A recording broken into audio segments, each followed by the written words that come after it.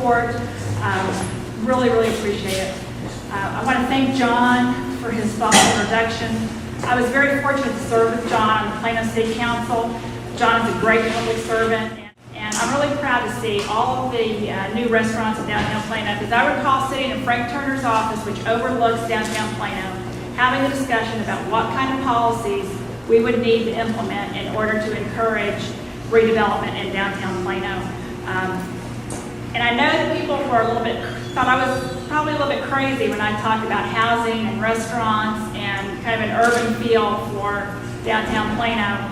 So I'm really thrilled to see the results and the efforts and the policies that we put in place when I worked so hard for when I was on the council. And I'm here tonight to announce my candidacy for Collin County Commissioner Precinct 2.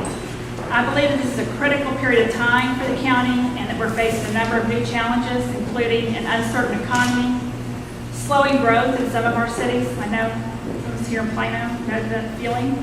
An unprecedented expansion of federal government that will only result in higher costs at the local level. This is no time for that's the way we've always done it approach. After nearly 30 years with the same representation in Precinct 2, I believe it's time for new leadership.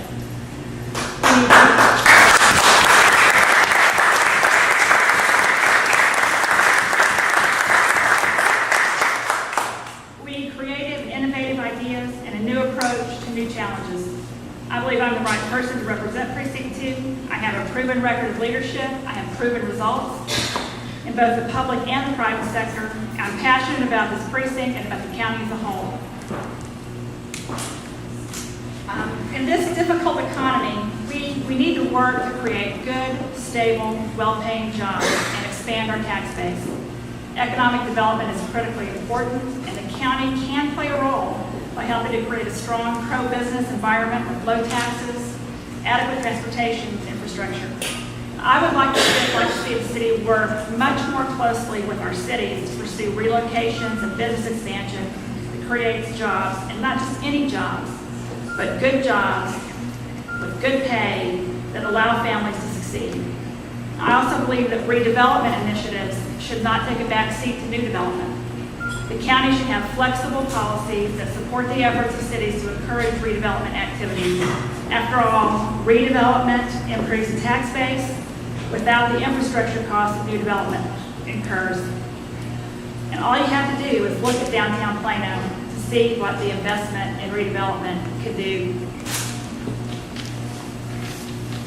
At the same time, we have to recognize that as our cities reach build-out, tax revenues will slow, and we should be preparing now for that inevitability. We can talk about growth and growth and growth, but sooner or later it does stop, and we need to get prepared for that. We should not assume that new growth will pay for any and every project and facility.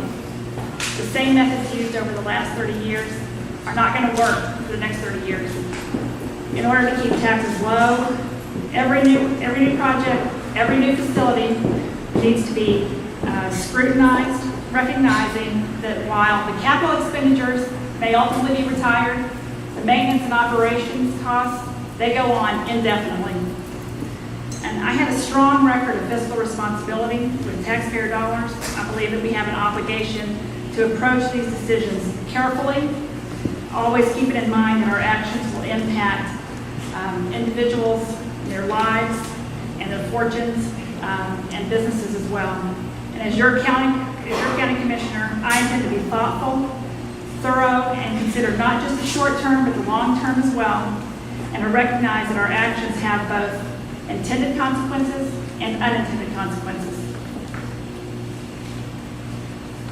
Over the years, a pattern has emerged where Congress continues to expand government only to pass along the cost to the states. And in many cases, the state just then passes the cost along to the counties and cities, putting real pressure on local budgets. This pattern will only get worse as we see the federal government expanding at an alarming pace. This is an unfair burden on taxpayers, and we should be resisting these policies when we can and constantly exposing them. At the county level, we all too often we have to play the cards we're dealt, but that just means we need to be proactive, not reactive, and we need to look for creative and innovative ways to address the challenges that we face. I can also tell you that Collin County is filled with highly educated, creative, talented people who are willing to give their time and their expertise if they're asked. You know, when you've held the same job for 30 years, it's easy to feel like you've seen it all, you already know everything, and you don't really need any more advice. I'm not here to tell you that I have all the answers. I am here to tell you that the citizens of Collin County do. And we need to do a better job of tapping that resource to find the solutions that work best for our communities.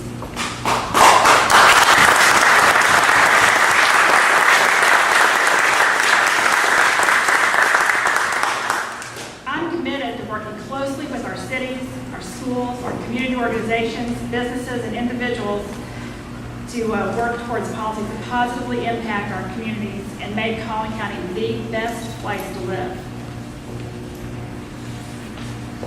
I'm a strong believer in public service, but it should be just that, a service, not a career. After 30 years, it's time for new leadership, and I look forward to serving you on Commissioner's Court. Once again, I would really like to thank everybody for coming out here and supporting my campaign. For those of you who do not live in the precinct, I still need your help. I still need your support. Court policies do not end at the precinct line. They impact everyone in the county, and some policies impact the entire region. And for those of you that live in the precinct, I want to ask you for your support. I want to ask you for your help, and most importantly, I want to ask you for your vote. Thank you again so much for coming out to this event.